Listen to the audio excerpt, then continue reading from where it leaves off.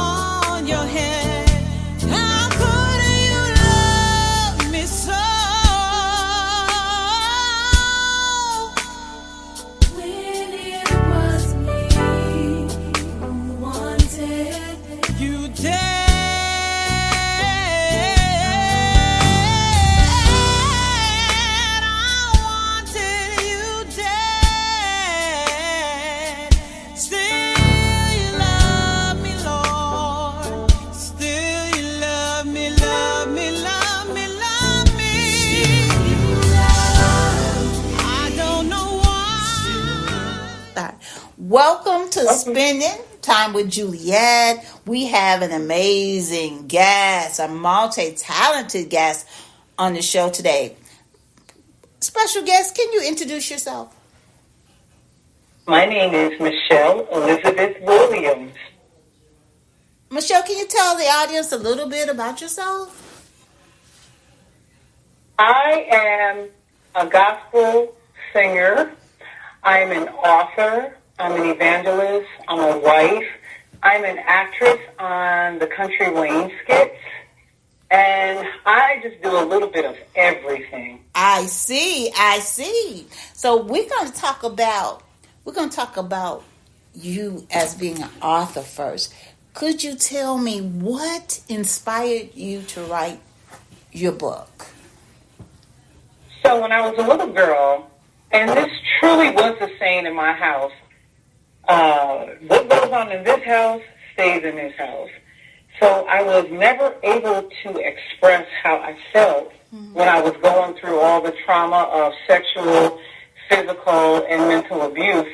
And I kept it in so much that by the time that I turned literally almost 21, I had a small nervous breakdown. Wow. And I just learned at that point that being vocal was very important, because what you keep inside eventually will seep out somewhere. So what I would do was, because I hadn't learned at that time to process all this stuff, I would write everything that I felt. Wow. And one day, I took everything that I wrote and I turned it into a book. And my book is entitled Nobody Ever Told Me. Now, when did you really start writing? How old when you first started this journey? This journal. Because it's like a journal you started when you was a child. It's like a journal. Exactly. Exactly. So, I mean, honestly, I started putting things on paper when I was 18. I remember drawing this rose and writing something that, had feeling to it. And when I look back on it, I was like, wow, that's beautiful. And I couldn't believe that came out of me. Wow. So from that point, I just started writing and taking all my letters of how I felt, and I stuck them in a bag, and I just kept them there for years. Wow. I mean, I would just continually write. And honestly, as I was writing it, I didn't even know that I was literally helping myself heal. Wow. And prepare myself for a book that was going to come later. Now, did you go to school for writing? Did you have any like college degree in writing, or is this something that was just natural for you? Yeah, it was just natural, because what I was writing is what I felt. And I believe that those are the best sellers, because I'm not saying that this is what a book is for a bestseller, but I believe when you can write exactly what you feel, all the way down to the morsel, wow, people can really feel it when they read it. Because if they're experiencing what I experienced, they can feel what I felt, and then beyond whatever they felt, they can look back and say, oh my God, I'm not the only one on this earth going through this. Wow. So when I write everything that I feel. Wow. Now, did when you started this, did you do an outline, or did you just freehand, or you just did a little bit of both? How did you put all this stuff together? So as I was sitting there, I remember this very clearly. And I thought to myself, what topics would I write about? And then as I was going through, trying to get it together, I took a piece of paper and I wrote down all the things that I wanted to literally talk about, all the things that I literally wanted to talk about. And I just created titles that I felt would be good. Like there was one that says, why did my parents hurt me? And then I would take, at that point, that wasn't even in the bag. I just would sit and say, why did they hurt me? Wow. So let me do a little bit of digging, and let me look into their past and look to where I was born. Everything that happened to them up until the time I was born, what happened? And then what happened during the time that I was born, and what happened along the way. So when I was able to go back into their past, I was able to see a lot of hurt that they went through. Right. They had their own traumas. They had their own personal traumas. No healing in some of the things that they were experiencing. So when I was born, it wasn't that I wasn't born maybe to be loved, But I was born in the midst of all of their chaos that they never got counseling for. Right. They never got fixed for the PTSD. They never got anything fixed when I was born. So as they were bleeding, their blood covered me to where they couldn't even see me. Wow. Because back in the day, that was what, what stays in the house, what goes on in the house, stays in the house. It was always a secret. People kept a lot of secrets. Mm-hmm. And so... Yeah, they sure did. And a lot of the alcoholism that went on, it's just all the stuff that went on when the guys would get together and be drinking. Right. And there's a little girl with a little bit of boobs. I mean, it could have been a flat chest. Who knows? Yes. But, a little bit of boobs, a little bit of butt. And when you're drunk, sometimes you just don't look at it. You don't have any filter. Sometimes these men were just gross. In their way. Wow. Now, so your personal experience helped you write this book. Am I correct? Yes. Now, what would you tell an up-and-coming author or somebody that's going through trauma? Or what advice would you give someone that went through what you went through? Well, what I would say, sometimes I look at myself and say, if I was young again, what would I do to change my life, right? Mm-hmm. What would I do different? So what I would tell you to do is gravitate towards someone that you truly can trust. Mm. And I would begin to express some of the things that you're feeling to them. And, ask them. Sometimes you got to ask them, hey, please don't say anything until I can get this figured out. Right. You get what I'm saying? Right. Just, can you help me? Can you help me while I'm trying to help myself?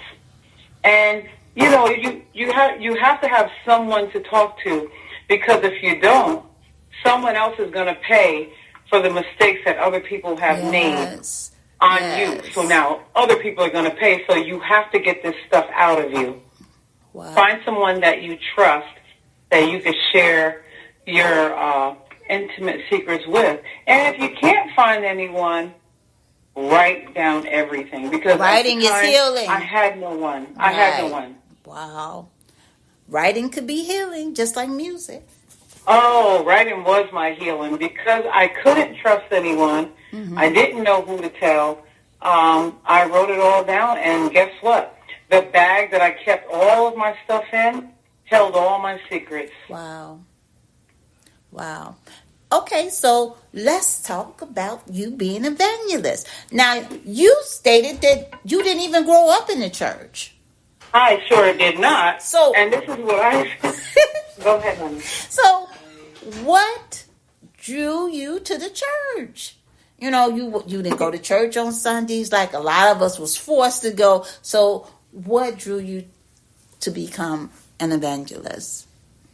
Okay, so let me tell you this. Early on, when I was younger, when I was probably about 12 or 13, my father and my mother sent me over to the little Baptist church. Mm-hmm. And I was so excited to go because finally, I can get out of the house, I can get away from all the chaos and all that, right? Right. What ended up happening was I got over to the church and I got in the choir and I was so excited. And the pastor said to me, I would love to have you be my secretary. And I thought, oh, my God, somebody finally wants me to do something. Like, I'm worthy of doing something for someone else. They see something good in me. And he says, come on down, and I want to talk to you. So I go down to his office. They're out cooking because, it's a big function going on. And as I'm in his office, he says, I want you to work for me. And then he grabs me by my shoulders, and he grips me close and pulls me close. Oh, my God. And he tries to stick his tongue in my mouth. Jesus. And I bent all the way back. You would have thought I was in the Matrix. Oh, my God. I bent all the way back, and I screamed, no! And when I screamed no, somebody was coming into the door. Mm-hmm. And as they were coming into the door, I ran out of the door. And I never went back to that church ever again. Wow. That was trauma right there. Jeez. Yeah, that was, oh my God, that was very traumatizing. And you know what the thing was? I never told my parents. Wow. I never told them. I don't know if I was afraid or I never went back to the church. I never told. And as I grew up, it was like everything that I tried to attach to. Mm-hmm. I couldn't attach to my father because he was an alcoholic. He was beating the living crap out of me. Mm-hmm. I couldn't attach to my mother because she was going through her own trauma, personal stuff that she was going through, so I didn't have her. Mm. And then if I tried to attach to the church, which the only good thing I would say is I wasn't looking for God when I went to church. Mm-hmm. I was looking to get out of the chaos. Right. So when I just got some there, escape. You just wanted. I didn't. I didn't feel like God let me down because at that point I didn't even know who God was, and I was right there at that church. Now, how old were you at this point? How old were you then? I was about 12 or 13. Jesus, just a baby. Yeah, and I'm telling you, that was such a blessing that I wasn't trying to find God. I was just trying to find some freedom. So, but later on, I kept hearing about this God. Yes. You know, he loves me. And I wasn't experiencing love. I was experiencing a lot of beatings. Mm-hmm. My last punch in the face was when I was 14 years old. Jesus. You know, I started being sexually molested when I was 4 and 5. Oh, my God. Alcoholic father. I watched someone get beaten right to their death right in front of me at 15. And like I said, by the time I was 20, 21, I had a nervous breakdown. So I really didn't know who God was, and I didn't really know what love was. And I was so happy when I said, God, they say you're real. Yes. They say you love me. And if you do, I want to find you. I want to know who you are. I want to find you. And I kept saying, God, I love you. God, I love you. Every day, I kept getting up saying, God, I love you. Okay, God, I love you. And I just kept saying this, I love you. And not long after that, I had this experience to where I felt this overwhelming sense of something that came over me to let me know that it was God answering me. Yes. And then, and it was funny. Now, I know people might think this is crazy, but I was experiencing God so much that I would be walking and I could feel like a tickle, like it was like a tickle in the side of my back, like up on the side, like it was tickling me. And I would just be laughing going up the stairs. And then as I was going up the stairs, my sister said, oh my God, did you feel that? And I was like, oh my God, I'm not crazy. I'm not, you know? He was with you. He was with you. He was, and he was showing me. And when he was showing me, he was letting me know through other people that were around me that his presence was so strong upon me that it was hitting the person that was next to me also. Wow. So it was a confirmation because everything that God does, he does it with a confirmation. And I didn't have to say anything. And then he started dropping these visions on me, even though I used to have visions prior to this, but he was dropping things on me about people that I know, and I would see them clear as day, what they were doing, how they were doing it. So I told my sister one day, I said, Sister such and such is doing such and such, and she said, how dare you? How dare you talk about the woman of God? And I was like, oh, well, I mean, this is what he showed me, so I just wanted to share it with you. And I mean, she reprimanded me real bad. And then your sister said, excuse me, your sister said you was acting like Joseph with his brother. Okay. And I said, well, he just told me to tell you. Wow. You will see in 7 days. And I'm just thinking, oh my God. So 5 days went, nothing. And she's standing there talking, yep, 6 days, yep. And she's just being like funny about it. Well, guess what? The 7th day, we were walking up to my apartment, walking up the steps, and when we got to the top of the apartment, to the steps, this young man stepped out of the apartment across the hall and said, "What's up?" He said, "What's up with your, the lady, blah, blah, blah, blah, blah. What's up with her? Because you know what?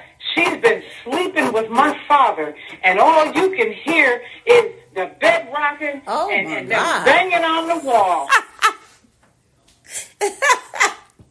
Now what your sister? My sister looked at me. She looked at me like, "Girl, I will never doubt you again." Wow. And guess what?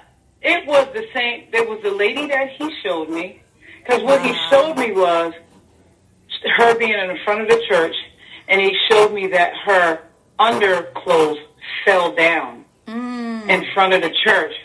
And she was being exposed to us. But it showed it. Wow. It was showing her being exposed. And when I told my sister, she was like, "How dare you talk about the woman of God?" And then everybody found out what she was doing. Because, not because of us, but I believe the reason why God showed me that and for her is because we had never had anybody that was over us, that was guiding us. And he wanted us to know, I'm God. Don't get hooked on man. Because man will let you down. He said, every put your time. trust in me, because man will fail you every time. Yes, he will. Yes, he will. So I have confidence that you'll do the right thing. But if you don't, God already forewarned me. So what he was letting me know was, don't ever look to man for me. Wow. Now, I always look to God. Hey, that's the only one we can really trust when it really comes down to it. You know, he will not let us down. Now, I did become an evangelist, though. A while after that, I had to go through the ministry to be a minister. I was a missionary, then a minister, and then I became an evangelist, and I stayed right there. So. Wow. That is great. Oh. Yep. Hold on. Yes. Now tell me about you becoming an actress. How did that happen? So I just say this. Ever since I was a young girl, I've always been the type to act up. I love being in school plays. I love imitating people. I just love doing what I do. And I didn't have any training at it. I just enjoyed mimicking people's voices and just really just standing in the mirror, acting like I was, this person or that person, or, just singing. I just did that with no problem. So when I got older, when little plays came, I would jump in. When they had contests, I would jump in. And I would win at everything that I was doing. And I just felt like, wow, this is easy. And you did not have any training. You didn't have any training. This was natural. Yep, just natural. So I got picked up by Country Wayne. I got picked up by his skits. Wow. I got picked up by his skits. And when I got picked up by his skits, anybody could have played that part for Country Wayne. Anybody could have played that part, but they chose me. Wow. And I was so grateful that they did, because this is something, once again, that came natural. So I was on the set.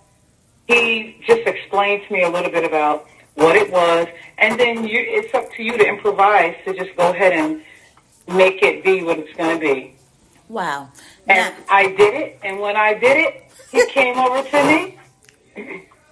That could have been like, audition or whatever, but he just took me. Wow. And we went from there, and guess what? I played one of the biggest parts that they had because they were looking for someone to break the ice to tell on one of the characters that was cheating on his wife for over a year. Wow. So people come up to me now and say, thank you for telling.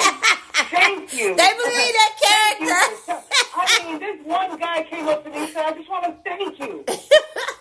Wow. Thank you. Now, what is your biggest challenge as an actress? What has been your biggest challenge? Can I be honest? Yes, of course. I don't have any. Wow. I feel very, very, very blessed. Yes. I just feel if I'm ever presented with something, Mm-hmm. I just give it my best. I just go in and I do what I feel. I embody who I'm supposed to be. I played the Trials of Sojourner Truth for 5 years. Wow. And here was one of the challenges with that in theater. I had to memorize 42 pages in 3 weeks. And now, how did you do that? How? I didn't think I was going to be able to do it. Now I'll say, you know what? I'm going to have to retract that. That would be one of my biggest things because I doubted myself that I can do that. Wow. And you was able to remember everything? All the lines? Yes, I couldn't believe it. Wow. So what happened was, it had to be a God thing because I was so afraid I couldn't do it, and we were having practices. One of the things that helps is people have to play a part. So if someone is doing a line before your line comes in, it kind of lets you know where you're at in the play. So that helps a lot. This is in theater. And this probably happens with TV too, Mm-hmm. like if you're doing soap operas and stuff. But what got me was 42 pages in 3 weeks. I said, I can't do this. I don't know how to do this, God. I was like, please, you got to help me. And I laid down, and oh my God, all of these words, it seemed like it was dark. It was like the sky was pitch dark. And these white letters started falling out of the sky. Wow. In my dream, these white letters were coming down out of the black. And they dropped down. And they dropped down into my head. And I woke up the next morning and I said, I got it. I got it. I was like, I got it. It looks like to me, everything you ask God, He answers for you, sis. That's what it looks like to me. And I got up that day, and I had the whole play. Wow, that's amazing. Do you have any advice for Do you have any advice for an up and coming actress? Yeah, embody your character. Mm. So if you embody your character, then you can lose yourself and be that person. Wow. And because when you're that person, you're not relying on yourself. See, we as artists ourselves are very critical about who we are ourselves. Mm. A lot of people are not confident in being themselves. Yes. And that's why they get alter egos, because the alter ego will allow you to be somebody else. You are. So when I'm getting a role, I don't have to worry about impressing Michelle because this is not Michelle.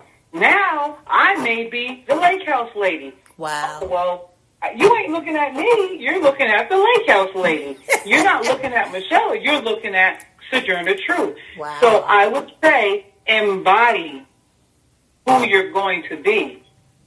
And then you won't be looking at yourself. See, that's where I have had trouble in the past singing to a crowd. Mm. You would think that because I can sing, I get fearful, right? Right. You know, you get all scared.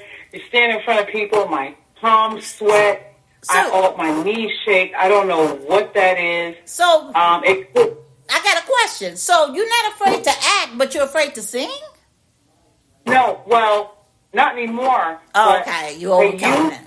Yeah, I used to be afraid to sing in front of people because I dealt with a lot of rejection. I dealt with a lot of, it's almost like you're standing on stage and you think that somebody's going to throw eggs at you or tomatoes, even though they're not going to. But that's how we feel as human beings standing in front of people because of people being so critical. Right. Everybody's not going to like how you sing. Everybody's not going to stand up and clap. Everybody's not. And a lot of times, you may zero in on the 3 people that are sitting down just staring at you when thousands of people are up.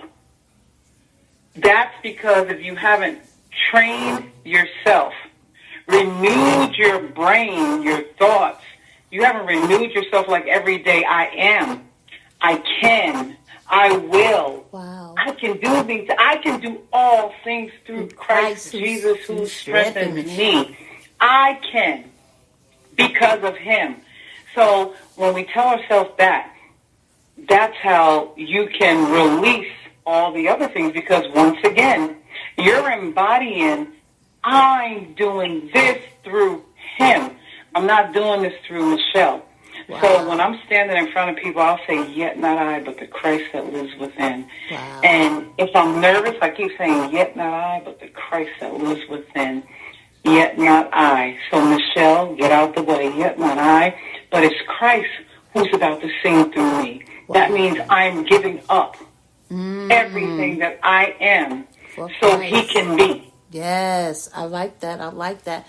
Now, you also are a CEO of your own clothing line. How did that happen? Oh, so just one day I just got up and I just said, let's get me some gear. Because, I'm not a big person who exercises, but I love wearing leggings. And I love wearing my, my stretchy shirts. And I love the caps. And it's just like, let me tell you, this is what God gave me one day. It says when God gives you an unction and you don't take action, you auction it away. Wow. So when God gave me an unction to sing, I sang. If he gave me an unction to act, I act. Wow. He gave me an unction to start a business, I start a business. If I don't act, somebody else would be in my place, right? Wow. Somebody else would be the lake house lady. If I don't sing, there's always going to be somebody else on stage. If I didn't start the clothing line, somebody else is going to start a clothing line. So when he gives you an unction and you don't take action, you auction it away to the next person that's ready to take action on the unction that was put in them. Wow. Wow. Now tell me, we're going to talk about, when did you first write your first song? How old were you then? I was about 20. It was, I'll tell you what, it was 20, I don't know, let me see. My mom passed away in 2009. And I just was writing little things down, jotting things down for a while, and finally I went into the studio. So it was probably somewhere maybe 2007, 2008 that I was writing things. And then it came out, when she passed away. Oh, I'm sorry. She didn't pass away then. I'm sorry. Let me go back. I scratched 2009. I'm sorry. I don't even know where that came from. My mom passed away 2002. Okay. So I was writing right after a bad relationship that I had ended. 99, let me see, 2000. I ended that relationship around then. And I was writing songs at that time.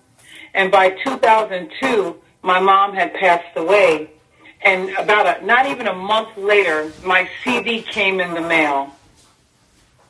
And I stood outside and I was saying, Mommy, I did it. Wow. I did it. And I was holding it up to her. Like I was showing her, like, I did the CD. It's done, Mommy. I did it. So I was writing between 2000, 2001, and by 2002, it came out. And it's called I Made It. Wow.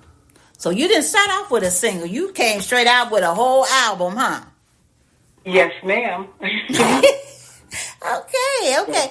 Now, how old were you when you first started singing? So I used to babble around. And I used to like, when I was in probably, I don't know, 5th grade, Miss Case was my music teacher, and she had me on stage because it was one of the plays that we had done, and there was some people out in the audience, and she was like, you got to hear this girl sing. She said, you got to hear, and this is what she's saying about me. She said, you got to hear her. She's got this big, huge voice, and she can sing, and I never heard it. I never saw it. I remember Charlene wanting to be Annie, because we had a black Annie back then. And I couldn't even get my voice to do, I guess because my voice was so deep then, they needed somebody to say, the sun will come out, tomorrow, get your $5 there tomorrow. And I couldn't do that back then because obviously my voice was like, the sun will come out. And I'm holding an alto really strong. So because I was holding a strong alto and did not know that I had full range at the time. How much range do you have? How many octaves do you have? I never counted them, but I can sing tenor, I can sing soprano, I can go so high. There's a song that I have on YouTube, and it's called Calvary, Michelle E. Williams. And if you go on, and I mean, it's old, but if you go on, you'll see where I start low and I end up somewhere in the skies. Wow. Now, how did you realize that you could sing so many different tones? How did you? I didn't realize, because, see, what happened was when I turned 18, right, this prophet said to me, prophetess said, you are going to have, CDs. You're going to sing. Wow. She said, you're going to sing. And I looked at her like, I turned around because I was thinking, who are you talking to? And she said, yeah, I'm talking to you. Wow. So here I'm thinking, oh, wow. So I go and I join a group in the church, an old-time group, right? I went to the first rehearsal, girl. They kicked me out. Wait a minute. Why did they kick you out? Why did they kick you out? I don't know if it's because I couldn't sing, or it was because I was tone deaf, or I did not know how to control all the different ranges that I had. So if they were singing something, I was all over the place with it. Now, did you get formal training for your singing? No, never. You mean, so you became an actress, you wrote a book, you sing, you write songs, and you have no training at all, no schooling. This was a gift from God. Simply. Yep, just a gift from God. And I feel like when God was passing out blessings for me, right? Him and Jesus were, okay, so how people are going by and he'll drop the gift. Here's your gift. Here's your gift. Here's a couple for you. And when he got to me, he was dropping the gift to me, and Jesus was talking to him, asking him a question, and him and the Holy Spirit, they were all having a conversation, and his hand was just dropping. And when they got done speaking, he dropped the gift, and he said, okay, next. And he dropped about 20 gifts. Jesus. He dropped all these gifts on me. And that's just a little joke, but I just believe that God will give you what he knows that you will do. Yes. He knows. And I think a lot of people, I will do it. A lot of people, they're not happy with what the gifts God gave them. They want somebody else's gift. What do you think? Yeah, because, a lot of people, okay, tall people want to be short. Short people want to be tall. Yes. Skinny people want to be a little thicker. Thicker people want to be smaller. If somebody's got long nails, I need mine short. Well, how come my hair is not as long as yours? Your hair is, I love, Chinese people, Caucasian people got this nice, pretty, straight hair. They're looking at black people. I wish I could have kinky hair like yours. So I always want what you don't have. Huh? Everybody wants what somebody else has because we haven't accepted that we are good enough. Wow, I like that. Maybe that's what it is. People don't accept themselves for who God made them to be. And once you accept who you are, I think you got this thing. Exactly. So when you can walk and be confident, I said I'm 5'7", right? I walk in my confidence, right? I walk in my confidence. But there was such a time where I have these huge dimples in my face. And when I was a little girl, I used to say, why do I have these big holes in my face? And I used to cry because I didn't understand why God was, not God, but who did this to me? Who put holes in my face? Who did that? Wow. And people, but you know what's funny? God will always let you know that was not a mistake. Mm-hmm. And there's a lady by the name of Nina. And she was so pretty and dressed so elegantly and so, she worked at the bank and she always looked so nice and smelled so nice. And here I was just a little girl just getting hand-me-downs and, just not feeling like who I should be. And she would say to me, you are so cute.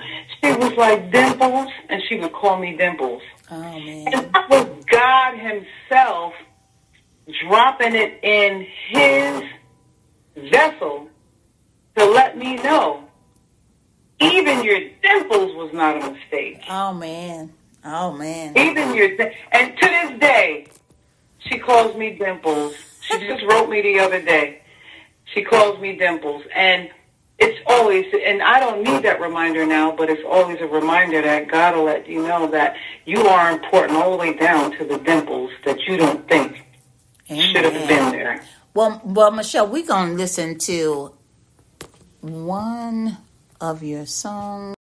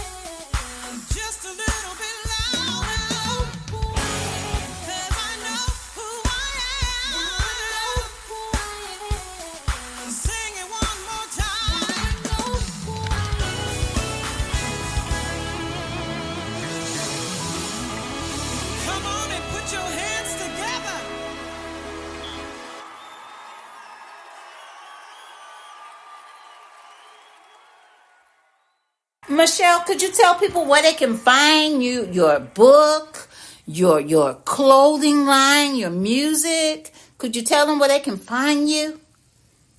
Yes, everything about me is on my website, MichelleElizabethWilliams.com. You can also find me on all digital streams for my new CD that's out. It's called No One.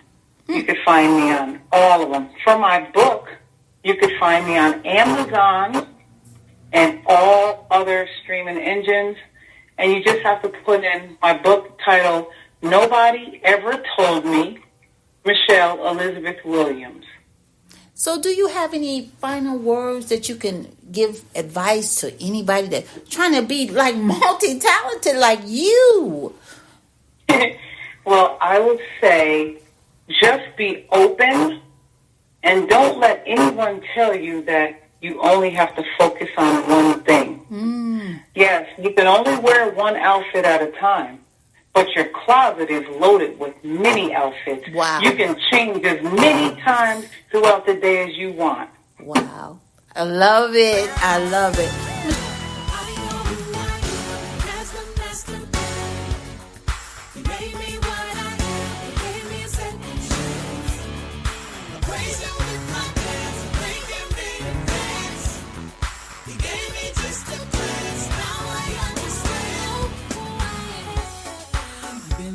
Trials and tribulations. If it wasn't for your love, I wouldn't have made it. You brought me through and you brought me out. I know who I am without a doubt. It wasn't for you, it wasn't for your grace. I don't know where I'd be. I am so thankful.